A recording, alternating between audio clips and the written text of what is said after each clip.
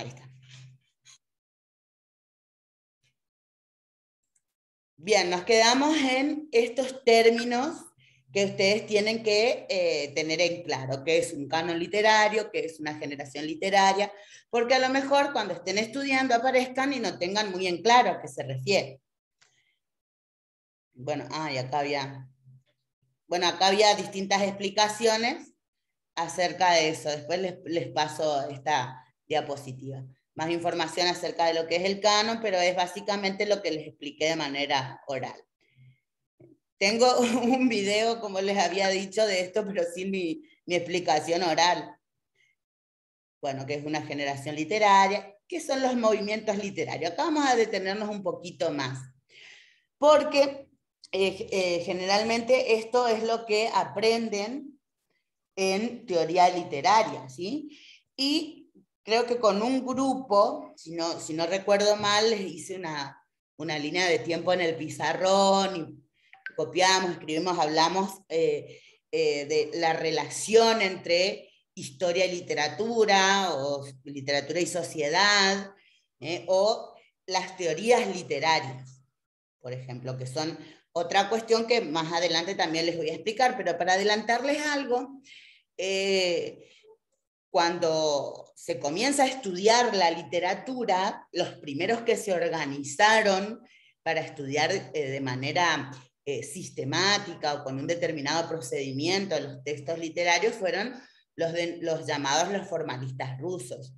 Y ellos en un primer momento pensaron que la literatura solamente debía estudiarse al interior del texto, no teniendo en cuenta nada más. O sea, se estudiaba las figuras literarias, o en el caso de la poesía, la métrica, la rima, los recursos, las metáforas, etcétera, y esas cuestiones formales en cuanto a la escritura de los textos, ¿sí? Pero después fueron avanzando y se dieron cuenta que en toda esta producción o en el hecho literario, esto que ocurre cuando un escritor produce una obra y un lector la recibe, se produce algo en donde se ponen en relación distintas series. Por un lado, la serie textual o la serie discursiva, esta persona del autor y esa persona que es el lector, ese contexto de producción, ese contexto de recepción. O sea que muchos factores entran en juego para el sentido que finalmente cada lector le repone a una obra, ¿sí? Entonces, hay distintas maneras de estudiar. Y primero solamente se tenía en cuenta dentro del texto, después ya sí se tuvo en cuenta esta posición más historicista. Nuestro plan de estudios en el instituto, en la carrera, en nuestra carrera, está organizado desde una visión historicista. Por eso que tenemos literatura, teoría literaria para los cimientos y todos los conceptos generales.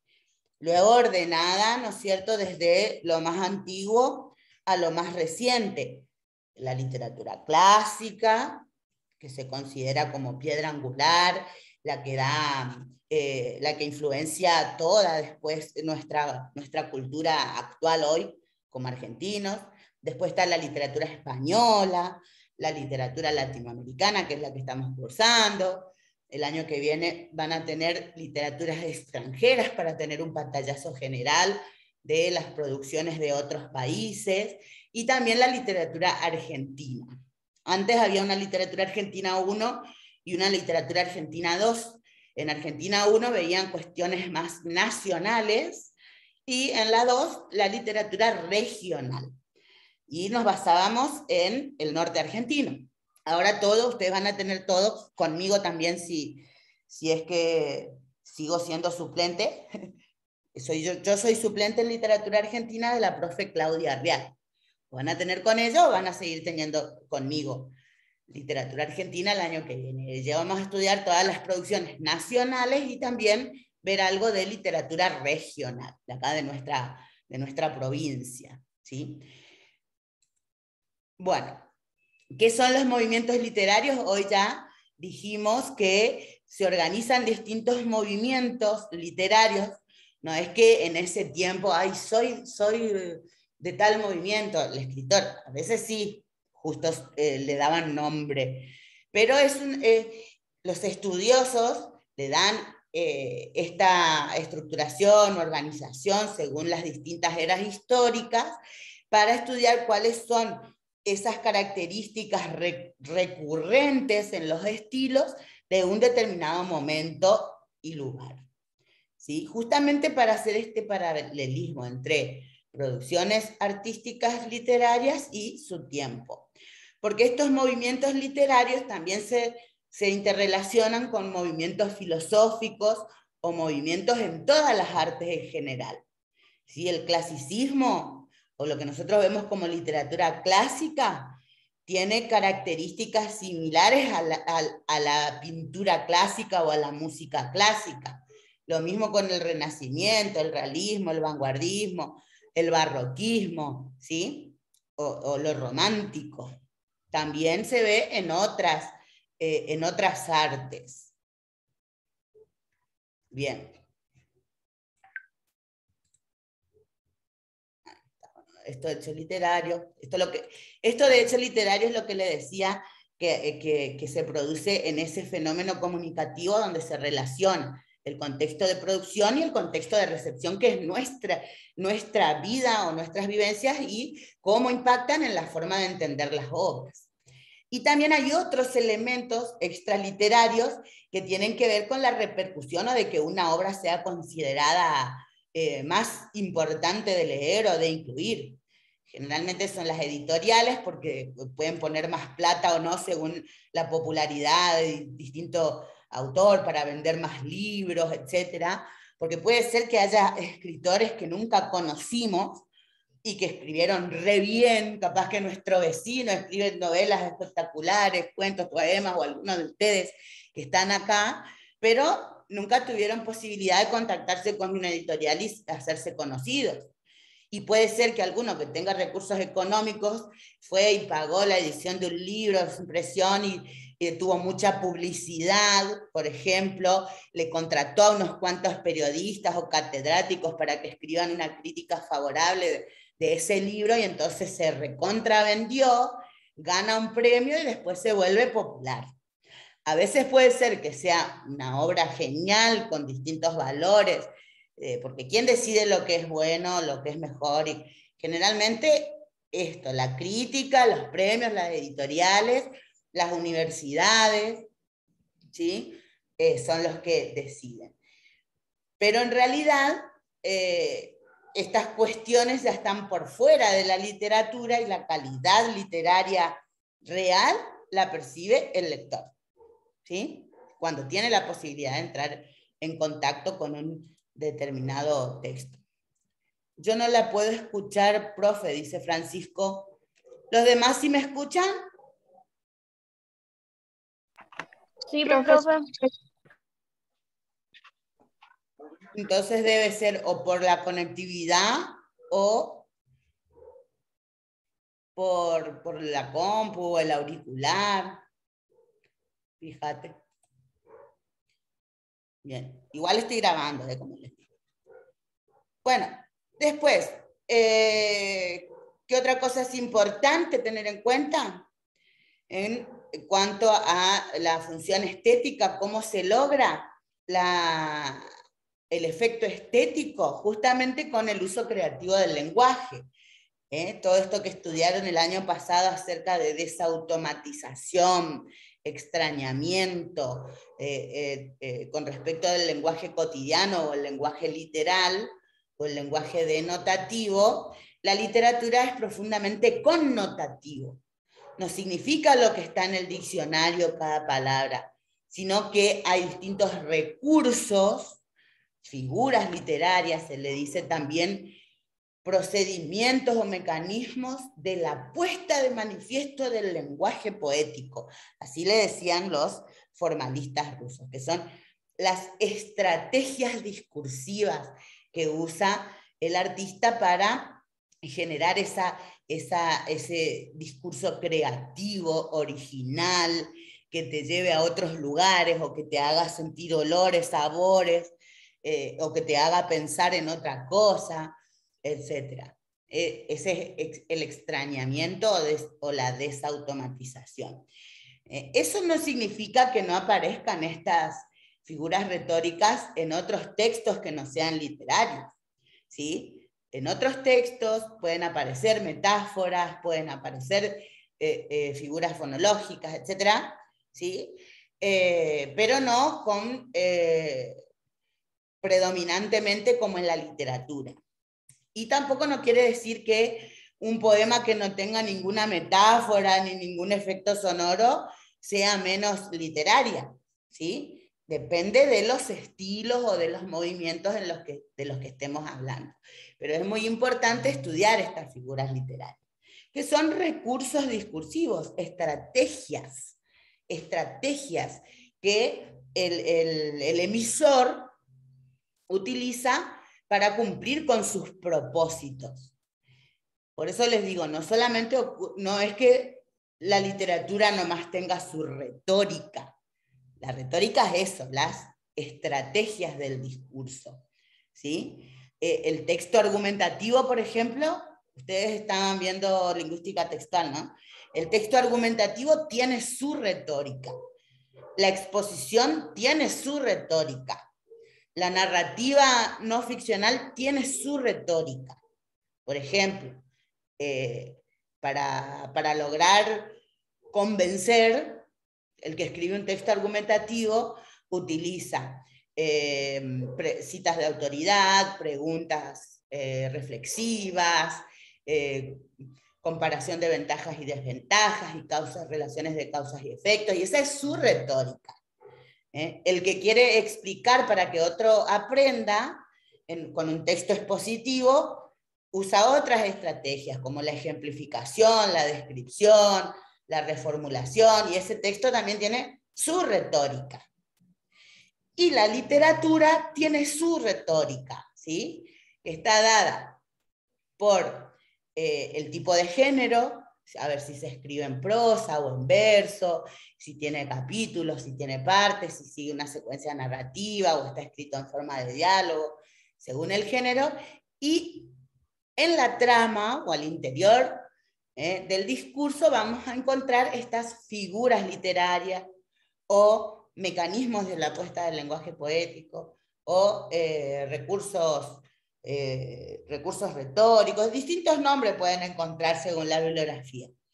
Y una forma de clasificar, porque hay un montón de formas de clasificar, pero esta es la que me gusta a mí, es la que agrupa, hay miles de tipos, inclusive podemos encontrar alguna que le podemos inventar el nombre también, ¿sí? Pero los que estudiaron lo que más aparece en los textos literarios agrupan en estos 4 grandes grupos. Figuras fonológicas por un lado, figuras de pensamiento, las fonológicas son las que generan efectos sonoros, las de pensamiento las que le dan otros significados a las palabras, ¿sí? Los tropos son los que hacen que se construya un sentido figurado, o las que van directo a la connotación, ¿sí? Desvía el contenido original, dice ahí, para adoptar otro contenido. Y las figuras de construcción que afectan a la sintaxis, a la construcción de la oración, por ejemplo. Y acá yo le puse, esto tienen todo en el cuadernillo también, figuras de construcción, ¿sí? Como la anáfora, creo que hay un cuadrito que les hice también con algunos ejemplos que ustedes pueden mirar. Y cuando en la consigna aparece, fíjense en la anáfora, no se acuerdan lo que es una anáfora, buscan directamente en internet qué es una anáfora o van al cuadernillo que también tienen todo. Entonces las figuras de construcción afectan a la sintaxis. Por ejemplo, la anáfora es la repetición de la misma palabra al comienzo de varios versos sucesivos. Bueno, después las figuras de palabras o tropos son las que afectan al desvío de los sentidos. Como por ejemplo la comparación. Dice que, uno dice, tu boca es como una fruta madura, tentadora, bueno, algo así. Entonces compara un fenómeno con otro para hacer una analogía entre las sensaciones que le produce un fenómeno y el otro. Y la metáfora es lo mismo, es una comparación también, pero sin usar el nexo como y expresando. En vez de decir tu boca es como una fruta madura, decimos tu boca es la fruta madura que me seduce. ¿Mm? Bueno, y las alegorías también son como una sucesión de metáforas, las hipérboles son exageraciones, ¿sí? Bueno, y así con cada recurso, que también, antes les digo que nos pedían que memoricemos en qué consiste cada uno, pero a mí no me gusta eso de exigir la memoria, pero sí exigir la sagacidad a la hora de leer, para que uno intuya que ese no es un lenguaje literal, que ahí no es denotativo el sentido, que dice algo más de lo que está en las palabras. Y entonces ahí pensar en qué te produce, si te lleva a otro lado, si está exagerando, y ahí después le podemos poner nombre. Porque ustedes sí tienen que, digamos, explorar, saber explicar, y que esto solamente se entrena leyendo mucho, revisando los apuntes teóricos, haciendo anotaciones o fichas en las obras literarias que están leyendo, pero cuando vayan a enseñar a la escuela secundaria, no hace falta estresar exigiendo la memoria de estas cuestiones, pero sí ustedes saber esto para poder guiar las experiencias de lectura ricas que tengan sus estudiantes. Bueno, y las de pensamiento también. Por ejemplo, una etopeya, que es la descripción de las características de la personalidad de alguien, ¿sí? De un personaje, por ejemplo, que te lleva a pensar en un determinado modelo de persona. Por eso que habla de figura de pensamiento. ¿Mm? Lo mismo con la digresión o la paradoja. La paradoja te expresa una contradicción que te hace pensar, o sea, te hace detenerte en la lectura para pensar en tu realidad y dejar de leer un ratito el libro para empezar a leer tu realidad. Por eso son figuras de pensamiento. Bueno, con respecto a los movimientos literarios, yo les dije, capaz que no van a ver muy bien ahí porque pero esta línea de tiempo, creo que ya se las pasé también, bueno, y en realidad la vieron en teoría literaria, que digamos que es la periodización histórica de las diferentes corrientes o movimientos literarios. Por supuesto que antes de la Edad Antigua o en la prehistoria no podemos hablar de literatura propiamente dicha, porque hablamos de literatura con formalidad a partir de los testimonios escritos. Eso no significa que antes, cuando desde el Neolítico, que la gente, esto según la historia y según la ciencia, yo no creo desde mis principios personales en esta organización del tiempo, porque creo en la Biblia, eso les cuento aparte. Pero la ciencia que nos dice que en la prehistoria y en el Neolítico, cuando el hombre empezó a reunirse en aldeas y desarrollar un lenguaje para comunicarse, lo primero que necesitó es contar historias para enseñar. Contar historias. Y ese sería como el antecedente o el origen de la ficción, digamos, ¿sí? O, por ejemplo, de las manifestaciones artísticas en las cuevas, con las pinturas rupestres, también ligado con eso, luego los relatos orales que se producían en relación con esas pinturas rupestres, también como un antecedente de la ficción. Eso consideran desde la ciencia. Pero podemos hablar de literatura desde las primeras civilizaciones antiguas, que hay muchas. Nosotros podemos estudiar la literatura china, la literatura egipcia, la literatura mesopotámica, pero ¿cuál es la que se incluye en nuestro plan de estudio? La literatura clásica, por su conexión directa con nuestra cultura. Porque, bueno, ustedes en Historia de la Lengua van a estudiar bien cómo el mundo clásico o el mundo latino tiene que ver con nuestra lengua, o el uso que hacemos de nuestra lengua, nuestra cultura, y hasta en muchas cuestiones filosóficas, hasta incluso religiosas, ¿sí? El mundo greco-romano, del cual es heredero el mundo español, del cual nosotros, como latinoamericanos, somos herederos, ¿sí? Entonces, de la edad antigua, ¿qué estudiamos? La literatura clásica. Y hay una materia entera en instituto dedicada a la literatura clásica. ¿Cuáles son sus rasgos?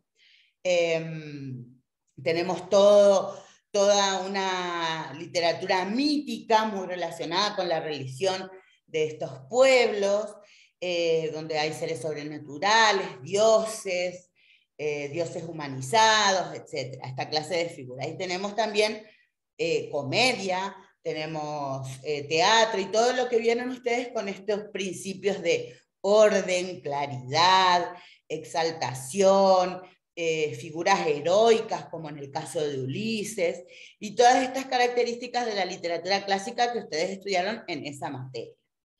Ya en la Edad Media, ¿qué literatura estudiamos de la Edad Media en nuestro instituto?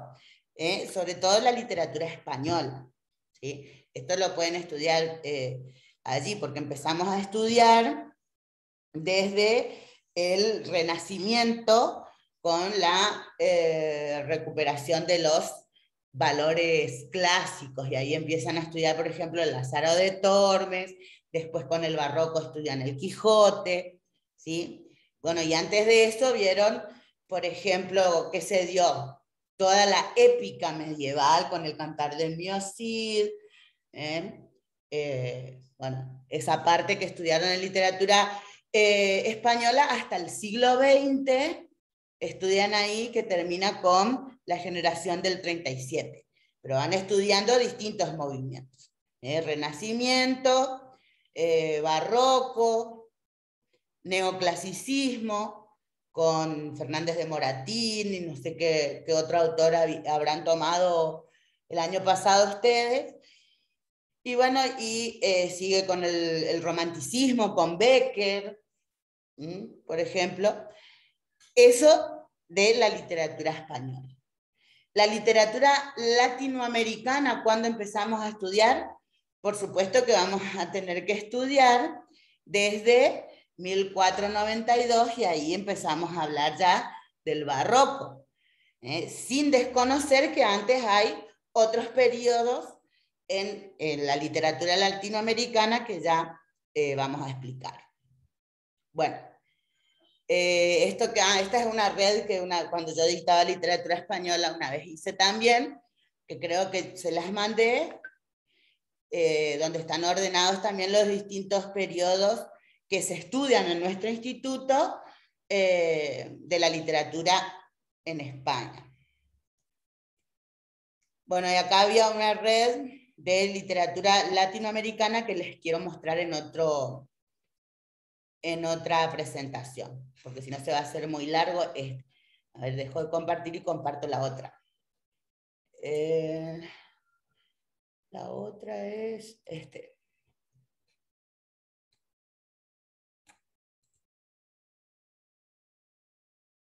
Bueno, ahí bien, ¿están viendo?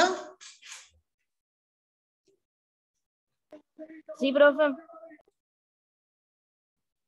Bueno, el primer trabajo que nosotros tuvimos en literatura latinoamericana fue justamente para repasar todas estas cuestiones que les acabo de explicar, que son más en realidad de teoría y análisis literario o de introducción a los estudios literarios, pero son cuestiones que siempre hay que repasar. Siempre hay que repasar porque parece que nunca es suficiente el tiempo de primer año, porque son muchos contenidos, independientemente de cómo haya sido dada la materia, porque no quiero entrar en ese tipo de polémicas, ¿sí? Sino que es mucho y se tiene que ir reforzando todos los años. Por eso nos ocupamos de esto. Y el primer trabajo que algunos me habían entregado en papel y después yo subí la fotito en el aula, se basaba en responder estas cuestiones. ¿A qué llamamos sistema literario? ¿Qué llamamos literatura? ¿Para qué sirve la literatura? ¿A qué llamamos genericidad? ¿Cuáles son los géneros, considerados los géneros literarios tradicionales? ¿Y de qué podemos hablar ahora cuando hablamos de hibridismo genérico o nuevo género? Todas estas cuestiones las abordamos en el trabajo práctico número 1. Ya después empezamos a hacer un recorrido histórico, porque como les decía, está organizado nuestro plan de estudios con una visión historicista y por literaturas nacionales. ¿Sí? Vemos, o una organización geohistórica de la literatura. Y entonces, yo no incluí toda la literatura precolonialista que en otros momentos antes no se llamaba latinoamericana, esta materia se llamaba literatura hispanoamericana, en otras materias tenía más, en otros planes, y tenía más carga horaria, y entonces estaba la posibilidad de estudiar toda la época precolombina. ¿Qué es la literatura precolombina? Sería antes de la conquista de los españoles acá en Latinoamérica. ¿Y qué se estudiaba? Por ejemplo, las producciones de los mayas, los incas y los aztecas y sus libros sagrados. Por ejemplo, el Chilam Balam, el Popol Vuh, que era algo así como la Biblia de los mayas, etc. Acá tienen esto, les incluí eso. Antes se estudiaba, esa sería como la literatura que podemos encontrar antes de la conquista de América. Pero después, con la conquista, hubo como un entrecruzamiento de culturas y algo pasó con eso que está. Y para reflexionar sobre esto, qué pasó con ese choque de culturas, con esa invasión o con ese asesinato en masa, algunos le llaman, fue que hicimos el trabajo práctico número 2, que estaba basado en reflexiones sobre lo que un autor dice al respecto, y ahora se acordarán seguro de lo que hablamos en el trabajo práctico número 2. Tampoco profundizamos mucho en la época colonial.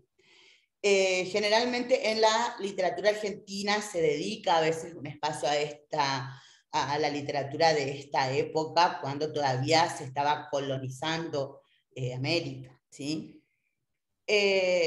Por ejemplo, las crónicas de India se le llamaba a los textos que escribieron los primeros llegados europeos acá, que tenían como diarios de viaje, iban escribiendo todo lo que veían, cómo les sorprendía la naturaleza de acá, la manera de vivir de los aborígenes que prácticamente consideraban como incivilizados o barbarie, porque desconocían totalmente su cultura, etc. Entonces su misión era venir a culturizar y evangelizar también, porque recuerden que los reyes católicos son los que financiaron estos primeros viajes. Y entonces se considera como literatura también porque tenían un estilo estético estos cronistas.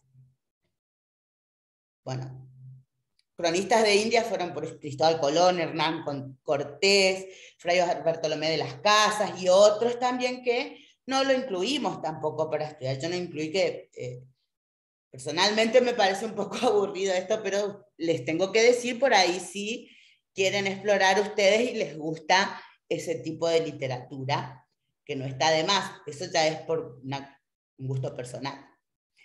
Y después ya pasamos directamente a la época barroca, ¿sí?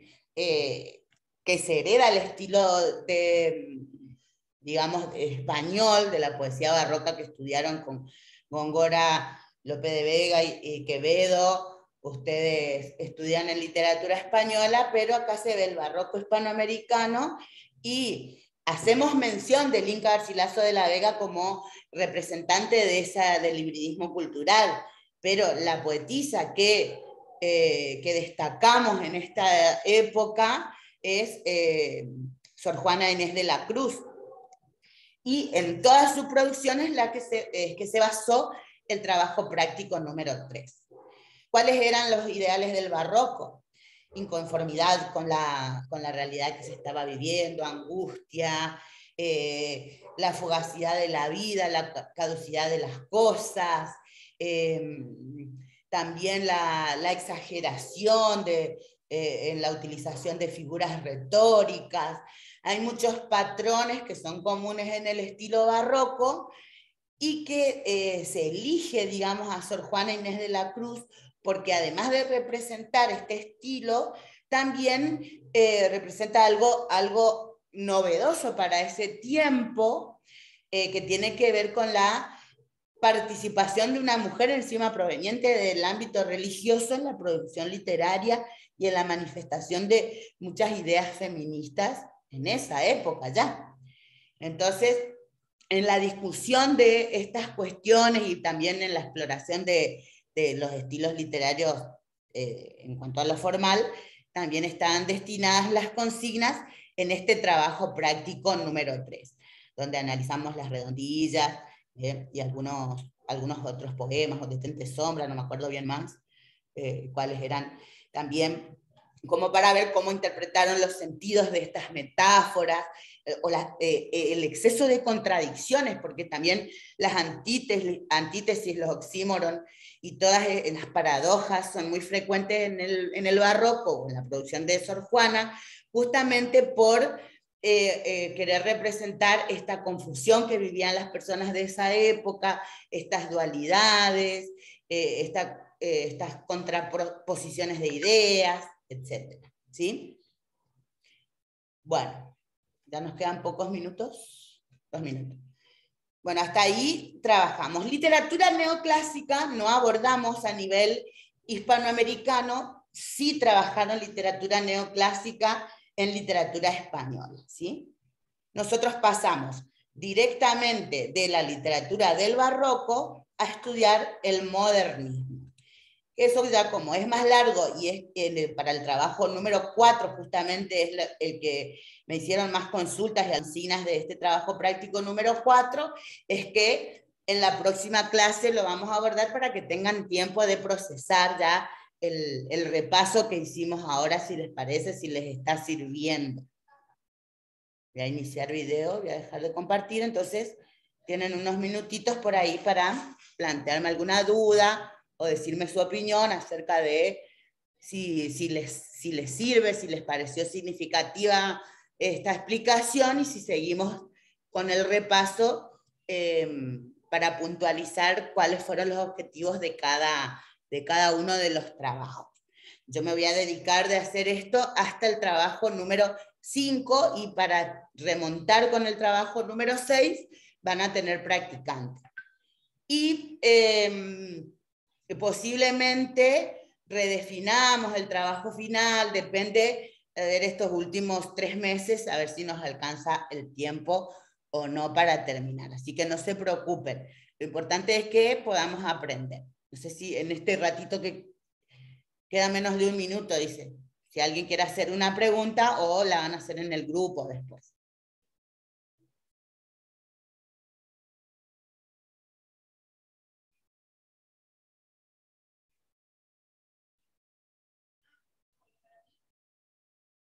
¿No quieren hacer ni un comentario, nada?